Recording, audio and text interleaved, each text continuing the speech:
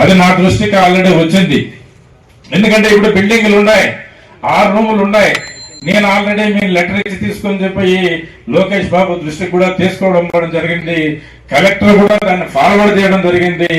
ఈ academic year లోని 3-4 రూముల్లో ప్రారంభిస్తామని చెప్పి కూడా నేను లోకేష్ బాబు విద్యాశాఖ మంత్రులు దృష్టి కూడా తీసుకోవడం జరిగింది. అది కూడా త్వరలో నెక్స్ట్ అకాడమిక్ ఇయర్ లో నా వంతు కృషి చేసి ఇక్కడ ఉర్దూ కళాశాలలు తెచ్చేదానికి మీకు అందరికి సహకరిస్తానని చెప్పి నేను తెలియజేస్తా ఉన్నాను. ఏ కార్యక్రమం అయినా మైనారిటీలకు ఈరోజు నేను ఎన్ని సమస్యలు ఉన్నా కూడా, ఎన్ని ఇబ్బందులు ఉన్నా కూడా చేసి ఈ కార్యక్రమాలు ముందుకు తీసుకొస్తా.